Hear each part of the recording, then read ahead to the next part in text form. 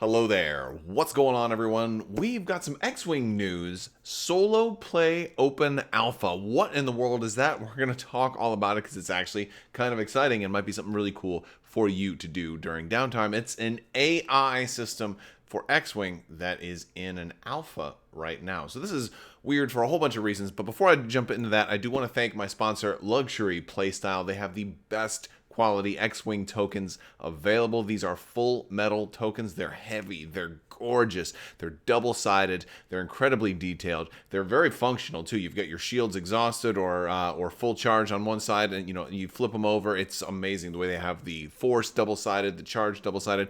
Your focus tokens are focus on one side, evade on the other, or focus and calculate. And they have new finishes out right now too. I use them in all of my games. They're absolutely gorgeous. You can get them in a variety of finishes, and if you use my code Crabbok VIP, you're going to save 15%. So be sure and check out Luxury Playstyle. They also have tokens for other games as well. All right, so X-Wing Solo Open Alpha. Now, Solo Play Open Alpha is their code name for, and I'll call it a code name, but it's really just their terminology for this new AI system that they have come out with. And it's actually pretty cool because I'm something of an AI system person myself. I have certainly developed a number of AI systems for various games.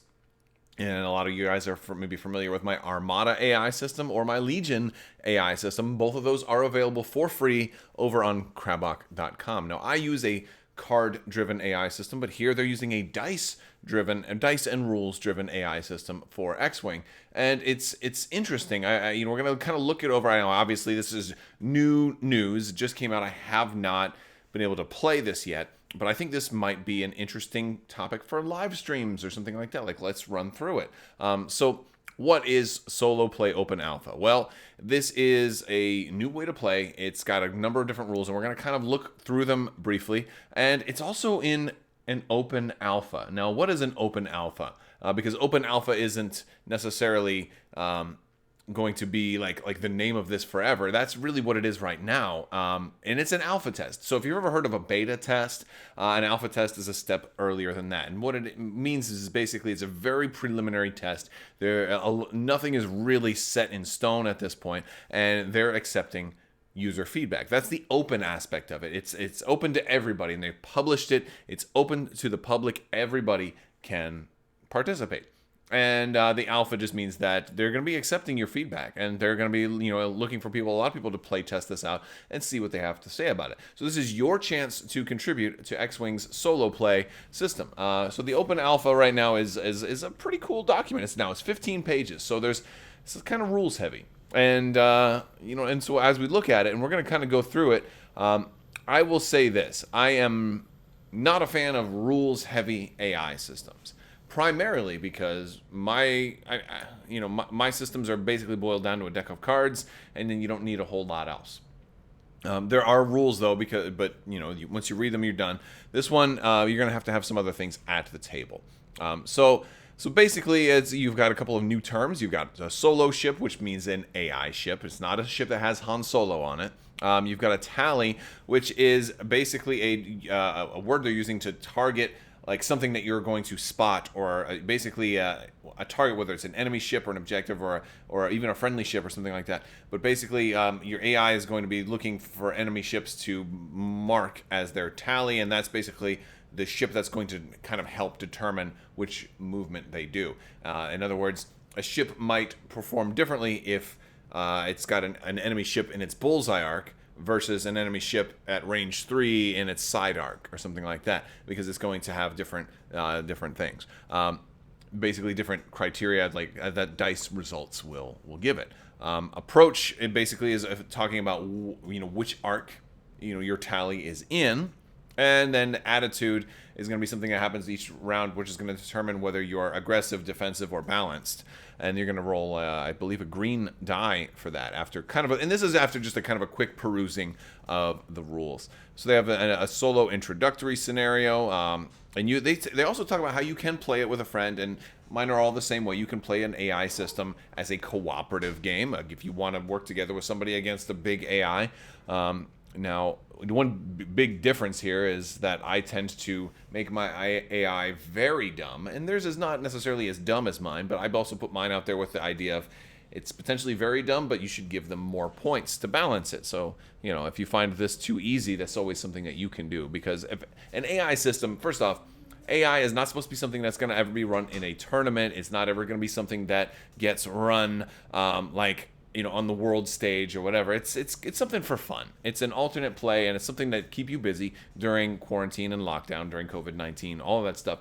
It's there for you to have something to do if you're dying to get out there and play some more X-Wing. And FFG is not going to officially condone or mention any of those digital things because of legal reasons and business reasons. So they can't really sit there and talk about Tabletop Simulator. That's why they don't really get involved in any of those tabletop simulator games or tournaments or vassal tournaments that get run.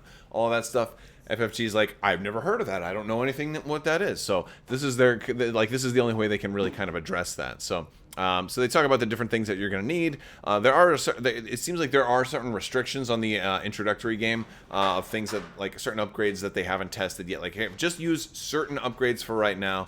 Like, I think they have proton torpedoes on there and stuff like that. And I think there's some bombs or mines that they have that you can drop. And there's a list of certain ships that you can take.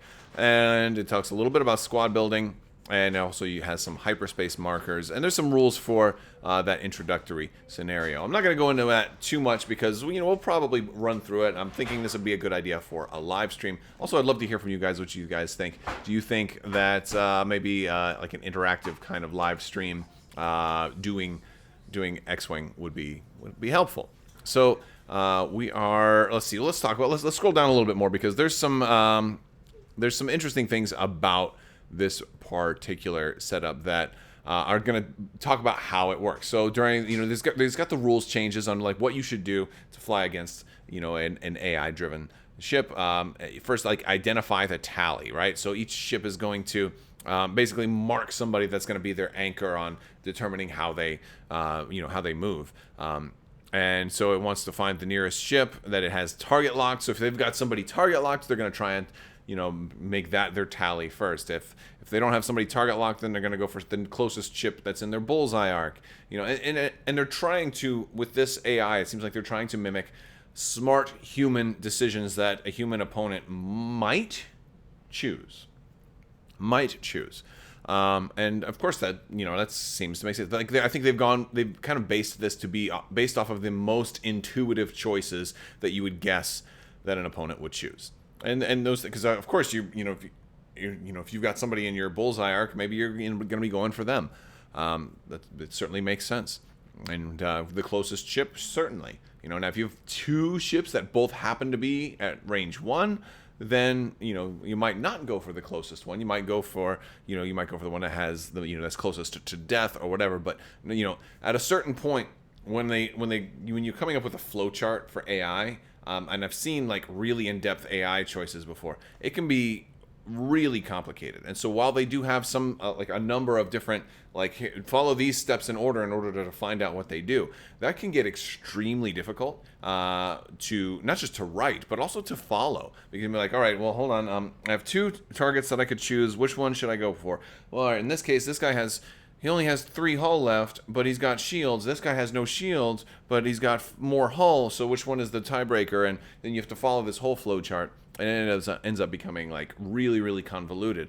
And then it ends up taking you, 10 minutes to figure out what action you're going to do for the AI when you could just pick something, So it doesn't seem like this is that complicated, but there are definitely steps to, like, if this, then that, if this, then that, if not that, then this, if not that, then this. And so I think if you're going to run this, you probably want to print out a physical copy of this so you can thumb through it, because there are a lot of pages. Now, there's probably somebody out there, and maybe you're already working on it, an enterprising, smart individual who will probably put all of the rules and like the order in which you have to do this, that like an AI helper card. I'm sure there will be probably take up like 3 or 4 cards front and back, because there's a lot of stuff to reference. But I could see an AI reference card once this is complete.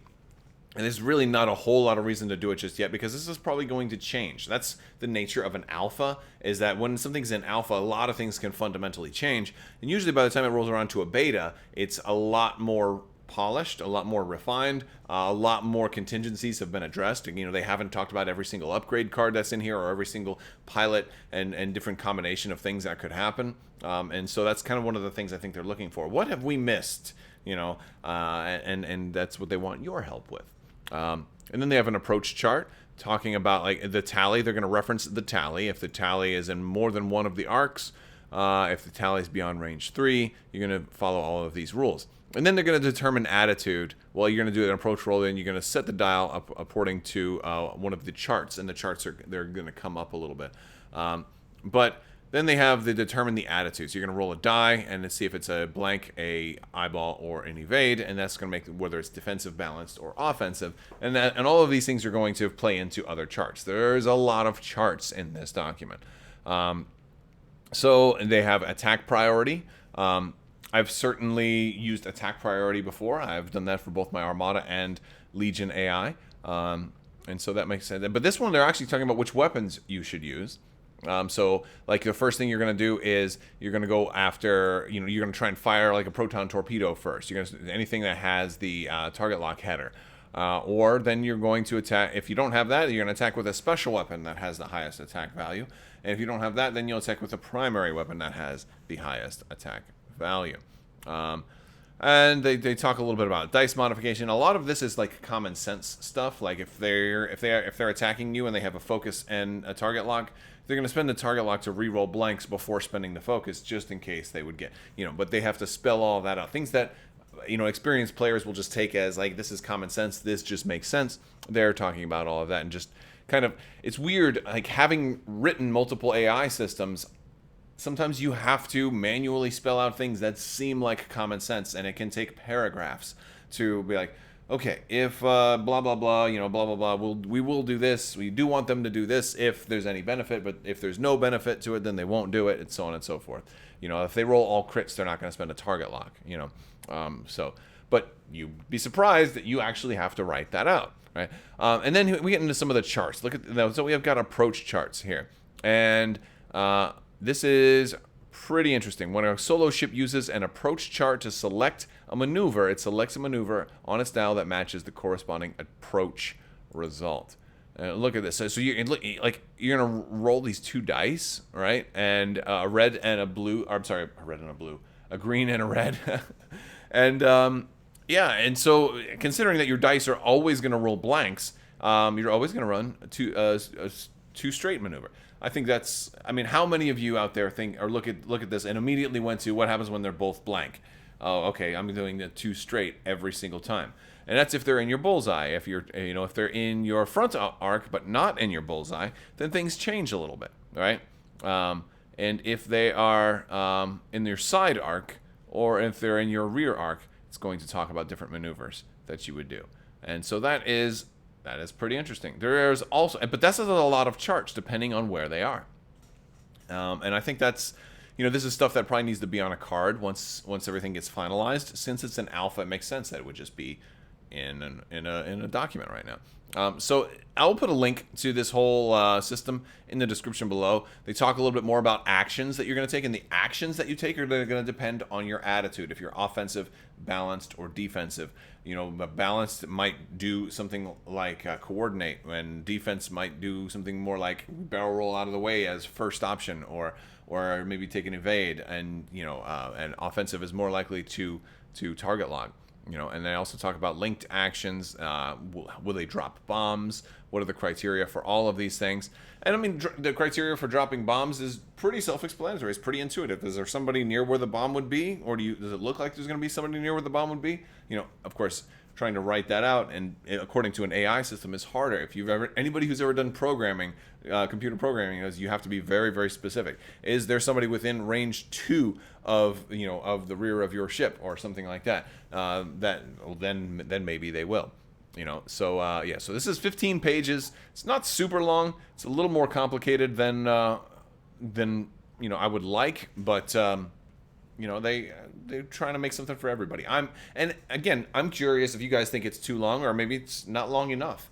After all, I am kind of biased because I run a lot of different AI systems, and I'm very familiar with doing AI, and I also don't mind the elastic clause of just saying, you know what, in this case, that result made no sense, so I'm going to override it. I think that's actually something that they should incorporate. Give the player three shots of the golden rule, where like, hey, the AI goofed here. This makes absolutely no sense, so I'm going to veto it. Give them 3 vetoes for a game, only to use if something just goes catastrophically wrong. I think that's an interesting, an interesting option to do. That's something I do in my other games as well. I do that with Legion, and I do that with Armada because sometimes it just makes sense. But then again, those work better for my AI systems because, they're designed to not be a smart AI, and that's why I give the AI more points, usually 100 more points. All right, guys. Well, that is just a quick look at the solo play open alpha. I don't think we're going to get any more X-Wing news anytime soon because Gen Con is getting closer, or the virtual Gen Con. I still expect Fantasy Flight to probably have some announcements during the Gen Con timeline. But I'll, as soon as I hear anything, you'll hear it. I know that some pre-orders are shipping. The Chrome N1s have been sent out, so as soon as that shows up, we'll be doing unboxing and review videos of that, so that'll be exciting. And yeah, all right, but that's all I've got. Big thanks to Luxury Playstyle. Be sure to check them out. Go to luxuryplaystyle.com and get your token orders in. Don't forget to use code CrabbokVIP to save 15%.